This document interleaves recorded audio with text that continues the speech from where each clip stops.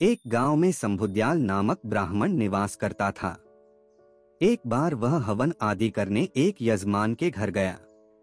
उस यजमान द्वारा हवन संपन्न हो जाने के उपरांत यजमान द्वारा उसे एक बकरा दिया गया।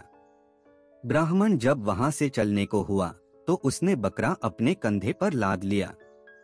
बकरे को कंधे पर लादे ब्राह्मण चला जा रहा था। मार्ग में 3 ठगों ने उसे बकरे के साथ देखा तो बकरा हथियाने की योजना बनाने लगे।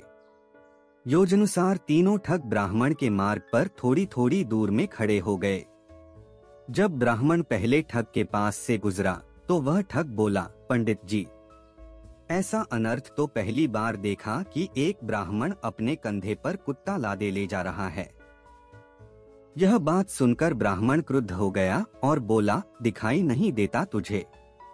ये कुत्ता नहीं बकरा है। ठग बोला, पंडित जी, ये कुत्ता ही है। यदि आपको नहीं मानना है तो मत मानो, किंतु मानने या ना मानने से वास्तविकता बदल नहीं जाएगी। ब्राह्मण आगे बढ़ा तो उसे दूसरा ठग मिला। उसने ब्राह्मण से कहा, पंडित जी, लगता है आपको ज्ञात नहीं है कि उच्च कुल के व्यक्तियों को कुत्ता अपने कंधों पर नहीं उठाना चाहिए।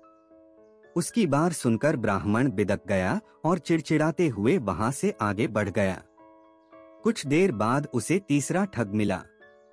उसने भी ब्राह्मण से वही प्रश्न पूछा, पंडित जी, अपने कंधे पर कुत्ता लादे कहाँ जा रहे हो? 3 लोगों द्वारा बकरे को कुत्ता कहने पर ब्राह्मण को उनकी बात पर विश्वास हो गया और उसे लगा कि वास्तव में उसके बकरा नहीं कुत्ता अपने कंधे पर उठाया है। इसलिए उसने बकरे को अपने कंधे से उतारकर रास्ते में ही छोड़ दिया और अपने घर चला आया।